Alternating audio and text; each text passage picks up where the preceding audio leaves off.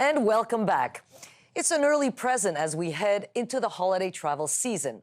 New rules for flight delays and cancellations. Starting Sunday, Canadians can be compensated for sudden flight disruptions, but only in certain cases. Let's dive into the new rules. Minister Garneau joins me in studio. Hello, Minister. Very nice to have you here. You made an announcement today, and it's a really busy travel time. You know, how are Canadian travelers better off now with this particular announcement today? There are about 160 million flights by Canadians every year, and most of them go well. But because we heard from Canadians saying we're entitled to certain rights when we buy a ticket, that's a big expenditure, and we want you to put rights in place. That's what we've done, and we're announcing the second phase, the final phase, that comes into effect on Sunday. Okay, that's financial compensation. Financial compensation and also standards of treatment. And that's very, very important. It's not just a question of compensating when it's the fault of the airline. In some cases, it may not be their fault, but they still are obliged to provide certain standards of treatment. That means taking care of the passengers. In some cases, it may be food. It may be hotel reservation. It may be rebooking them on another flight. Those are things that are now in the passenger protection. Give me an example, Minister, because, you know, the food and hotel reservations and all that. Give me a specific example of when the airlines compensate someone according to these new rules that you put in place today.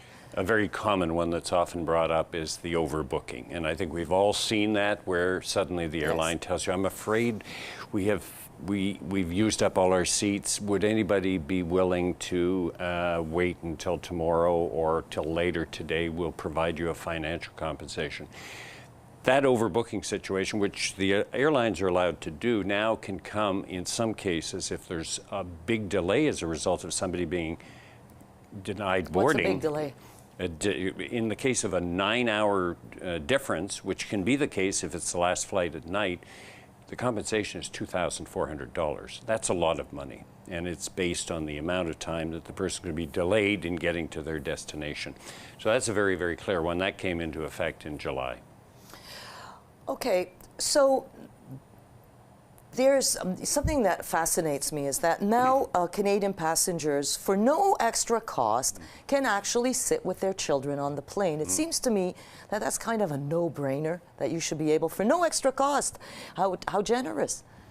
So I guess people have mixed feelings about that. Maybe some don't want to sit with their kids, sit with their kids, and some desperately want to make sure they're sitting with their kids, especially if it's a 3-year-old or a 5-year-old. So then you get charged if you're desperate to sit with your kids? At the moment, you would have to, until Sunday, you would have to pay to ensure that the family is sitting together.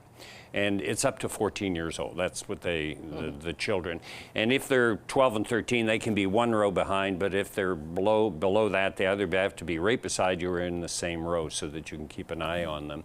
And a lot of people want that, and they don't want to be charged extra for that option.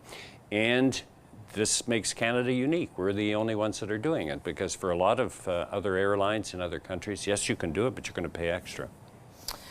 So, and there's also a problem with, you know, if you have any issues with an airline, you stay on the phone for a long time. Air Canada, for instance, is a great example. You may, you know, have a good and legitimate beef, but you'll never get through to them. That's an old one, and it's quite effective because people do give up.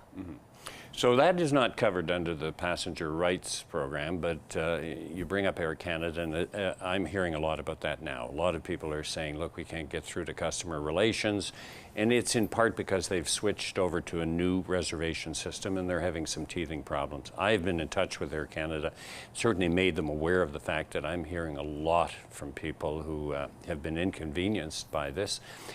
There's a couple of things there. One is that they recognize it. This is the busiest time of the year. They don't want to be in this situation. Secondly, they have added 25% more staff at their customer relations to answer phones to try to improve the situation.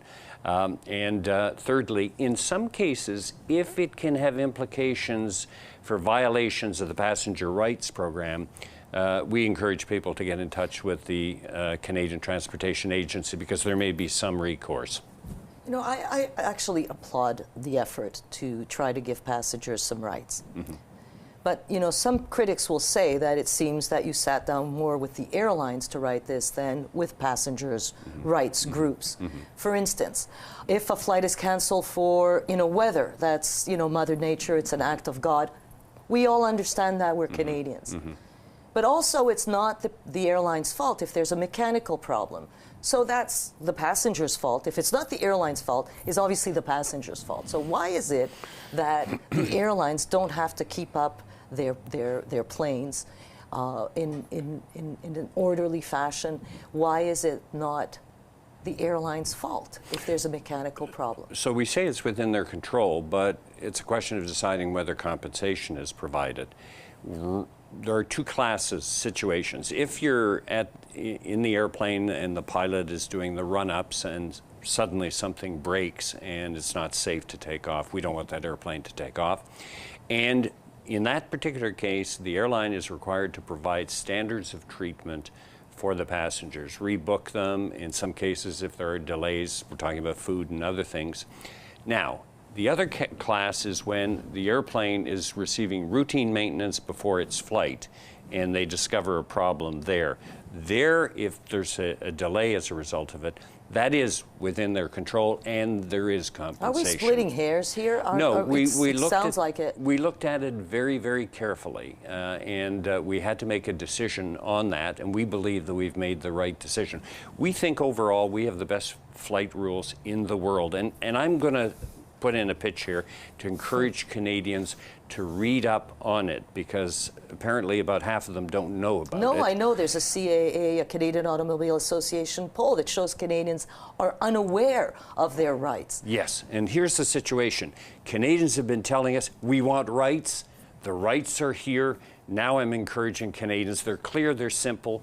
Just spend a few minutes before they buy their ticket to look at their rights. They can look at it on the CAA website, the Canadian Automobile Association, or the Canadian Transportation Agency website as well. It's very clearly laid out. And if they can get through to Air Canada, maybe they get compensated. Minister Garneau, thanks so much for being here. Merry Christmas.